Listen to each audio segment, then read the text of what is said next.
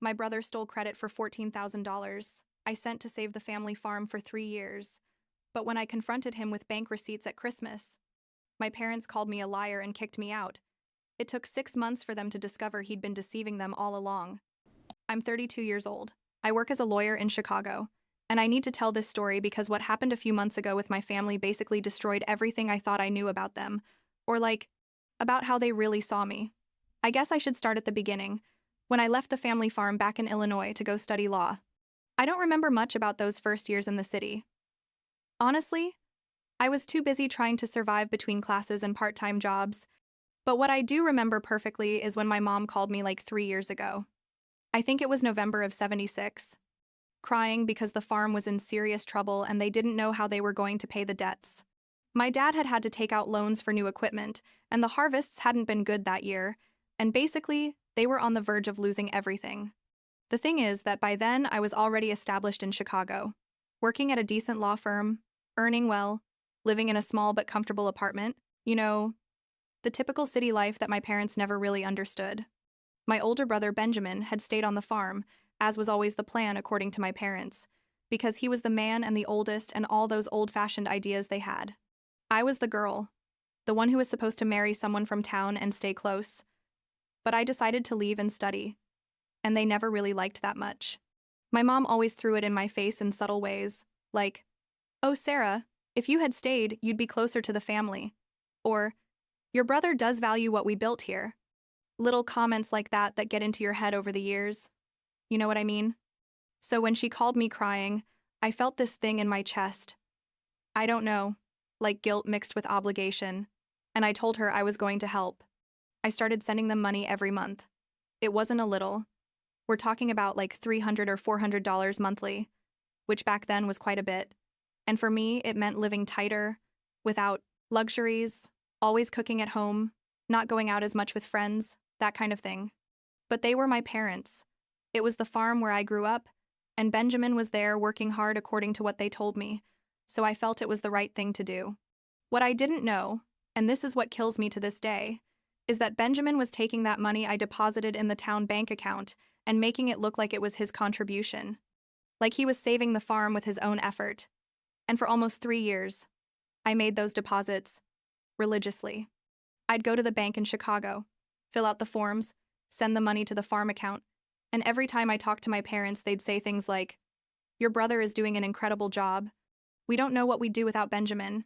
He's sacrificing so much to keep this afloat." And I was happy. I thought it was nice that they were proud of him, that they recognized his effort, because I genuinely believed he was doing his part, and I was just helping a little from afar. I never mentioned how much I was sending, never asked for recognition, literally just wanted the farm to survive and my parents to be okay. But the calls became rarer over time. My parents were always busy, or Benjamin needed something, or they had to take care of, I don't know what farm thing. When I went to visit them, which was 2 or 3 times a year because the trip was long and work didn't give me much free time, I felt like they treated me differently, colder, more distant. Benjamin was always there, at the center of everything, telling stories about how he had negotiated better prices for fertilizers or how he had fixed the old tractor by himself. And my parents looked at him with this admiration I had never seen, directed at me. My mom, Nancy, would hug him and tell him things like, "You're our hero, Benjamin. What would we do without you?" And my dad, Charles, would pat him on the back with that pride that only country parents know how to show. You know what I'm talking about? I'd sit there at the kitchen table, drinking coffee in the same porcelain cups from when I was a kid, and I felt this weird thing, like I was more of a visitor than part of the family. I tried to contribute to conversations, tell them about interesting cases at the firm, but they always ended up turning the conversation back to Benjamin and the farm. Once, I think it was in the summer of '78, I tried to ask them if the money I was sending was helping, casually, "Hey, I hope those monthly transfers are relieving things a bit." And my mom looked at me confused and said, "What transfers?" And I laughed nervously, thinking she was joking, but she insisted, "We don't know what you're talking about, Sarah." And my dad added, "Benjamin is the one who's been keeping this afloat with his hard work."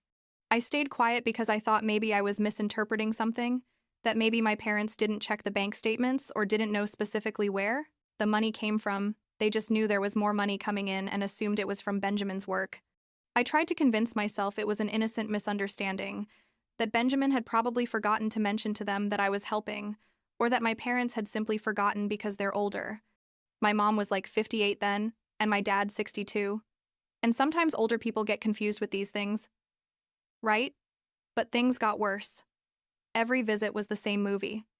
Benjamin the hero, Benjamin the savior, Benjamin the perfect son who sacrificed his life for the family. And I was Sarah the city lawyer, Sarah who left and abandoned us, Sarah who only visits twice a year and doesn't even stay long. I started to feel this resentment growing in me, not toward Benjamin initially, but toward the situation in general, toward the fact that I was sacrificing so much financially and nobody knew it or valued it. But I kept sending the money because it was the right thing to do, because I wasn't going to let the farm be lost, just because my ego was hurt. Then Christmas of '78 came. I decided to go spend the complete holidays with them, like 5 days, from the 23rd to the 27th. I thought it would be nice, that we could reconnect, that maybe I'd have the opportunity to talk to Benjamin privately and ask him directly about the money, clear things up in a good way. On the 23rd, I arrived in my blue Ford Pinto, which was like 3 years old, but still worked fine, loaded with gifts for everyone, expensive food from Chicago that they couldn't get in town, that kind of thing. My parents received me with hugs, but there was something in the air, a tension I couldn't identify. Christmas Eve started normal. We ate turkey that my mom prepared with that recipe she'd used since I can remember, with the cornbread stuffing and roasted potatoes. Benjamin was there with his wife.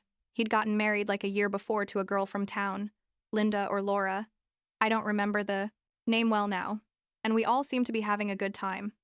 After dinner, we sat in the living room, where they still had that horrible green couch from the 60 Seconds, and my dad started talking about how the year had been better than previous ones, how they were finally seeing the light at the end of the tunnel, and how it was all thanks to Benjamin. And there's something broke in me.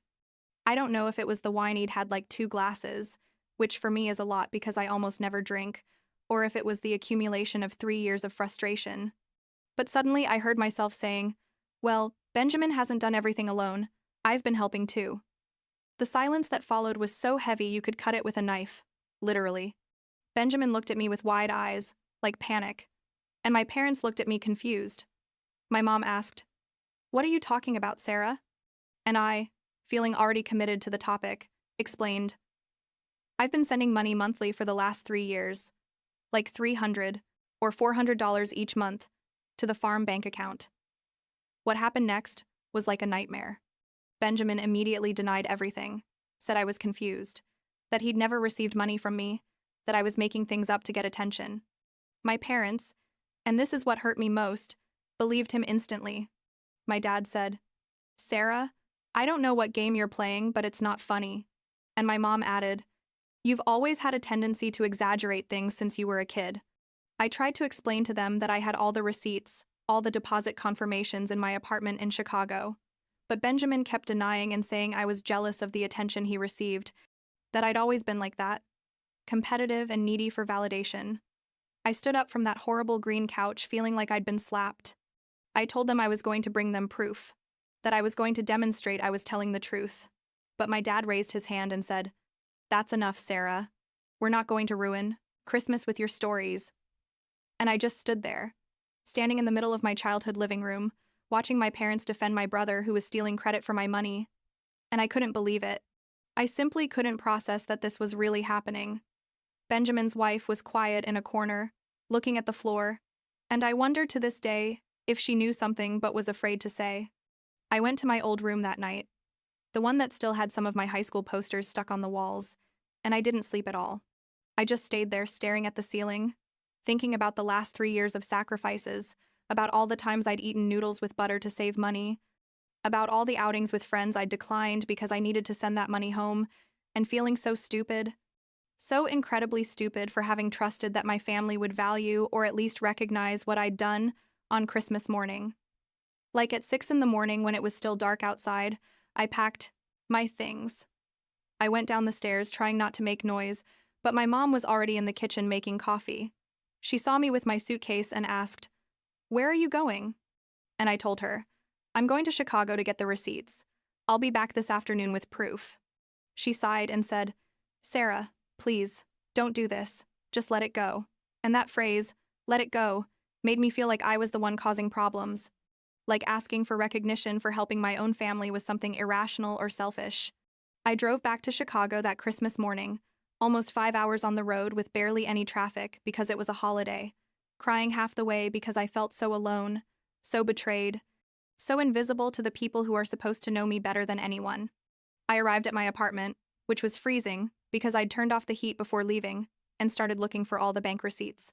I had saved them all, every damn one, in a folder on my desk, organized by date. There were like 35 or 36 receipts total, each one clearly showing my name, the date, the amount deposited, and the destination account. I put them all in chronological order, put them in a large manila envelope, and drove back to the farm that same afternoon. By the time I arrived, it was like 6 in the evening, dark and freezing outside, and I could see the Christmas lights my dad had hung on the front porch blinking. I knocked on the door with the envelope in hand, feeling this weird mix of determination and fear, because part of me knew this was going to change everything, that there was no going back after this. My dad opened the door and he looked tired, almost defeated. I showed him the envelope and said, Here's the proof. I want Benjamin to be present when we open it. He sighed, but let me in. Benjamin was in the living room with my mom, and when he saw me with the envelope, his face went pale, literally. I could see the color draining. I emptied the contents of the envelope on the coffee table, all those receipts falling like confetti, and I told them, These are all the deposits I've made for 3 years. You can see my name on each one, the dates, the amounts. My parents came closer to the table and started reviewing the receipts. I saw how their expressions changed from confusion to something that looked like recognition. But then Benjamin spoke. He said the receipts were fake, that I had forged them, that it was easy to do that with a typewriter and a fake stamp, that I was so desperate for attention that I'd gotten to the point of creating false evidence. And here comes the part that destroyed me most. My parents believed him. My mom said, Sarah was always good at arts, at making creative things. She probably made these receipts to prove her point. My dad added, We can't trust pieces of paper you could have made yourself. I stood there with my mouth open. Literally. I couldn't believe what I was hearing. I told them, You can call the bank. You can verify. The deposits. You have the account number right there on the receipts. But my dad said the bank was closed for Christmas, and that he wasn't going to waste his time chasing my lies anyway. I yelled at them, They're not lies. You can see the evidence in front of your eyes. But Benjamin kept denying, and my parents kept defending him. And at some point I realized it didn't matter what proof I brought. It didn't matter what I said. They had already decided to believe him, and not me. I grabbed my things, picked up all the receipts from the floor where some had fallen, and told them something I still remember, word for word. I'm not going to send another cent. I hope Benjamin can really save the farm now that he'll have to do it alone. My mom tried to stop me, saying, Sarah, don't be dramatic, but I was already at the door. The last thing I saw before leaving was Benjamin sitting on that green couch, looking at me with an expression I couldn't read. It could have been guilt or fear or triumph, I don't know. I drove back to Chicago that night, on Christmas, and I felt lonelier than I'd felt in my entire life. When I got to my apartment, I sat on the kitchen floor and cried. Like cried in that way where your chest hurts and you can't breathe well. And I wondered how I'd gotten to this point. How my own family could choose to believe my brother's lies over my truth with evidence in hand. The next 6 months were weird. I cut all contact with my parents and Benjamin. I blocked their numbers. Well, I didn't block because in 1979 that didn't exist. But I stopped answering their calls. I stopped sending money. I focused completely on my work. My colleagues noticed I was different. Colder, maybe. More focused, but also sadder. And a couple of close friends asked me if I was okay, but I just said it was work stress. I didn't tell anyone what had happened because I was embarrassed. Because I felt like somehow it was my fault for having trusted so much, for having given so much without asking for anything in return. The farm started having problems again, obviously, because Benjamin really wasn't contributing all that extra money I'd been sending. I learned from a distant cousin that my parents were confused about why finances had become so difficult suddenly, as if they couldn't make the connection between my departure and the lack of funds. I felt a bitter satisfaction knowing they were struggling, that they were finally seeing the consequences of having dismissed my help. But I also felt bad because at the end of the day, they were my parents, and I didn't want them to suffer. You know what I mean? It was complicated. Then, like in June or July of 79, I received a call from my mom. For some reason, I answered. I don't know why. Maybe because part of me still hoped they would apologize, that they would admit they'd been wrong. She told me she and my dad were coming to Chicago, that they needed to talk to me in person, and I told them I wasn't interested, but she insisted so much that I finally agreed. They came on a Saturday afternoon, knocked on my apartment door, and when I opened, I could see that both looked older, more tired, more defeated than the last time I'd seen them. They came in and we sat in my small living room, that uncomfortable silence filling the space between us. Finally, my dad spoke and said, Benjamin confessed. He admitted he'd been taking credit for your money all this time. My mom added, We were wrong, Sarah. We owe you a huge apology. And I sat there, waiting to feel relief or vindication. But what I felt was rage. Because seriously, had it taken them 6 months and Benjamin confessing for them to believe me? My bank receipts, my word, my history of never having lied to them, none of that had been enough? I asked them, why did he confess? And my dad explained that the farm was in serious trouble again, that creditors were calling, and that Benjamin finally admitted that he hadn't been the one saving the farm all that time, that it had been me. My mom was crying while she talked, saying she'd been terrible to me, that she should have believed me, that the favoritism she'd always felt toward Benjamin had blinded her, and that she'd understand if I could never forgive them. And I felt these contradictory emotions, like, on one hand, I wanted to hug them and say everything was okay, because they're my parents and I love them. But on the other hand, I was so angry, so hurt, and that I couldn't just let go of. 3 years of being ignored, and 6 months of being treated like a liar. I told them, and where's Benjamin? Why didn't he come with you to apologize? And there I saw something in their faces, an expression of discomfort, and my mom said, he wanted to come, but we thought it would be better if we talked first, that you needed time, and I exploded. I told them, no, you're still protecting him. You're still making things easier for him. He should be here on his knees, apologizing for stealing credit for my money for 3 years, for lying about me, for making you believe I was making things up. And my dad tried to say it wasn't like that they just wanted to do things right. But I asked them to leave. Before leaving, my mom left an envelope on the kitchen table and said, these are numbers from the farm. How much we spent, how much we earned. We want you to see that we never used your money for frivolous things. Everything was to keep the farm afloat. And they left, leaving me there alone again, feeling this mix of validation for finally being right and bitterness about how everything had to unfold. A week later, Benjamin showed up at my door. It was like 8 at night on a Friday, and I had just gotten home from work, still in my suit, with my feet killing me from the heels.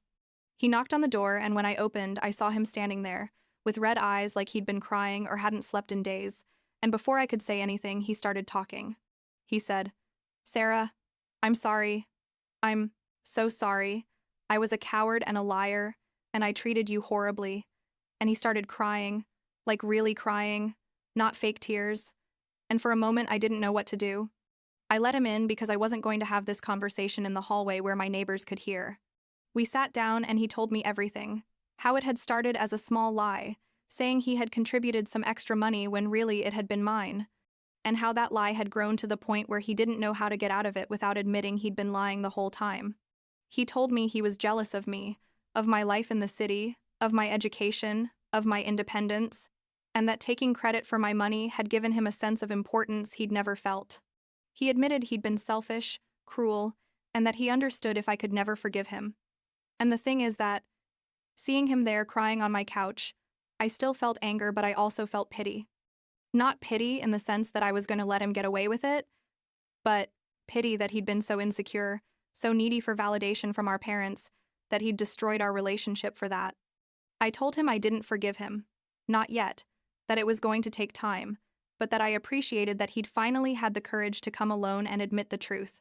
We stayed talking until late that night, basically unraveling years of messed up family dynamics, of expectations our parents had put on us that had never been fair, of how he'd felt the pressure of being the son who stayed while I was free to leave.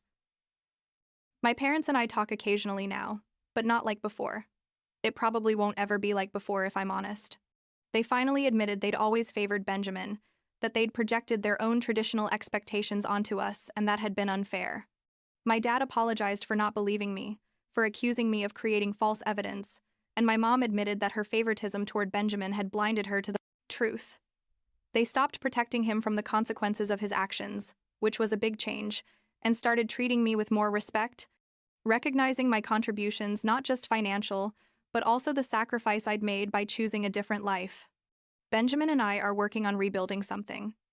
I don't know if it'll ever be a normal sibling relationship, but at least now we can talk without there being lies between us.